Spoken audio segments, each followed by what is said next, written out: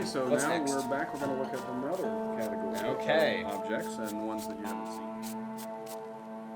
I'm Dr. Brad Hafford at the University of Pennsylvania Museum, and today I'm looking at a few mystery objects with a very special guest. Howdy, friends. My name is Milo. You may know me as Mini Minuteman. I am an archaeologist and an anthropologist and a storyteller, and today we're going to be looking at some mystery objects. I've got several examples here, so I'll get the best example first to see your reaction to it. Okay. I'm excited. What's it going to be? Ready? All right. Oh. Okay, what do you think? Oh. Well, obviously, this is part of an airplane. It looks like a bird, is my guess. It's a statue of a bird. Yeah. We got some wings. We got some kind of head. It looks like it's been broken off. Both the wings and the body has been broken. All right, well, I'll give you another head of a similar statue and see what you think. Wow. Who is that? That is a fancy-looking guy. Huh. Oh, that's amazing. You can see a fingerprint in it. Yeah. That's so cool. That is so cool.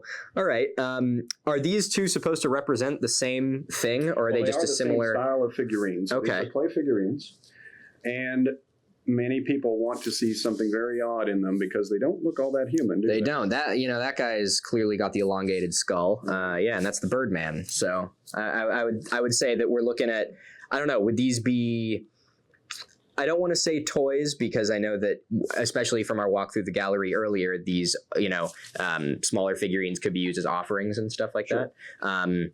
We don't know exactly how they were used, but what they represent is also a little bit confusing.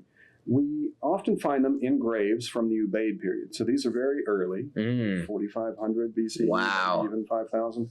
So very old.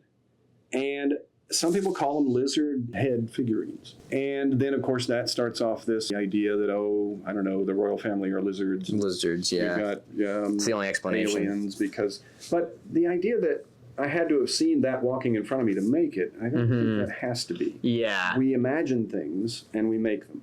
So these could represent their version of a deity, perhaps.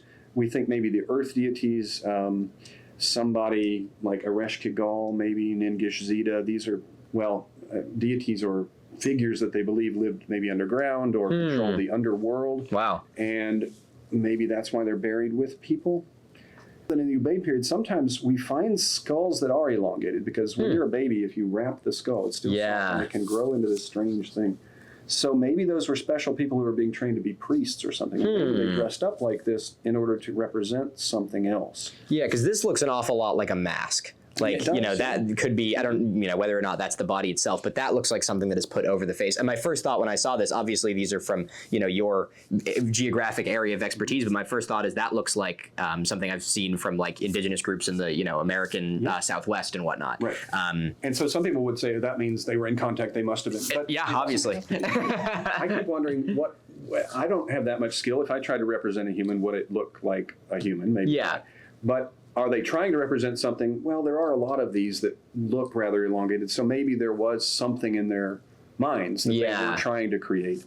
And we wonder about these. They often have some spotting on them or lines that are painted, and yet they're nude figurines. So there's lines down the back. Yeah. So some people suggest it could be tattooing or ritual scarring. Wow. And that the priests of the time period were special and they had to be treated differently and they looked different. They dressed differently or they had this kind of thing. And that's possible. But this is before writing, so we don't have any evidence of it written down. Yeah, because this time period is how many, 4,000 years ago? More than that. More than that? Nearly 7. Oh, because it's 4,000 BCE. Yeah, 4,500 oh, okay. 5,000 BCE. Wow, so 7,000 years. Do we have any other more concrete evidence of, religion or belief systems from this group of people at the time? Or is this just something we think maybe? There are temples and things, but it's hard to get at. Just like we said, the practice or the belief is much harder to come up with from the objects, especially when you don't have any writing to tell you about. So we don't know, but I can pretty much categorically say they're not aliens. Right? So, they're unusual. But they do look like it. But what is an alien look like? That's in our heads. That's fair. That's a really good point, yeah. Another thing I find interesting is they often do have this high, and our best examples are on display. I couldn't bring out the full. Obviously, yeah. But they often have bitumen around this, like a hairdo, like a raised hair. Interesting. But I don't know, but maybe you could put little shells on there to make it look like horns. And the impression of a deity in the later periods is that they wear a horned headdress, and the higher the horns, the closer to God, the bigger God for you sure. are. So maybe that's just a representation of the earlier version of what a Mesopotamian god was imagined as. And we've talked before about how bitumen has been used as almost like a glue, Sure. And so it's interesting to think of that maybe not as like an aesthetic part of it, but as a fastener for pieces that are now lost. Used it a lot. Interesting.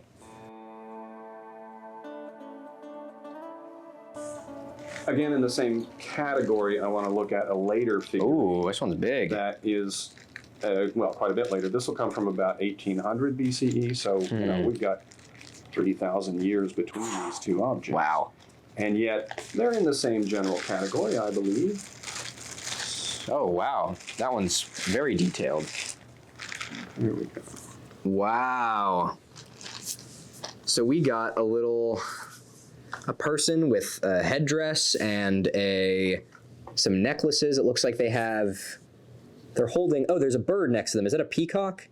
A goose. A goose. Possibly. Interesting. This looks an awful lot like the sort of pieces that we were looking at in the gallery downstairs by the merchant stuff and the priest and It's from whatnot. that time period, the old Babylonian. I see. And so this is designed to stand, I take it, so it would go like it's a that? seated goddess, and so she's kind of on a throne-like thing, and it stands up. Wow. Huh. Now, I'm showing it because there's more details, but maybe it's similar, because you can see her headdress, right? Yeah. Those are the horns I'm talking about that indicate a deity. So we know I this is a see. god. Huh. And next to her we have sort of crescent moon symbol. And then we've got this long-necked goose, and she's also got that vase that's pouring out water. It's the abundance. I see. Okay. Now, most deities look the same. As they got the hat on, we say, okay, it's a god, but Yeah. it's a god. Well, normally you have to know by their symbols, and the goose is sacred to the goddess Bao, who was a healing goddess. So we think that's who this is trying to represent. In the other case, we don't have any other indications. We don't know if that's a god or a priest or something else, but I think it's similar. It's just that they've developed more into showing more details on these later. Interesting, because this is from the same geographical. The region, they both come from Ur. So Wow, that is amazing. Except with what 3,000 years of difference time between the two them. figurines. That is amazing. And so, do we know what the function of this would have been? Would this have been sort of an offering similar to what we were looking at downstairs? Possibly, or maybe it was you would put it in your house to continually represent a god, or it could have been put into a chapel to represent a god. We find a lot of them, and some of them are in domestic contexts, but we know that people did have their own private chapels too, sometimes in their houses. Wow, very cool. Huh. Well, we got the ritual items category, I guess. Yep, Huh. our figurines, and we will move on to the next category. Let's make it happen. Join us again for another mystery object on Artifactually Speaking, Ancient Artifacts.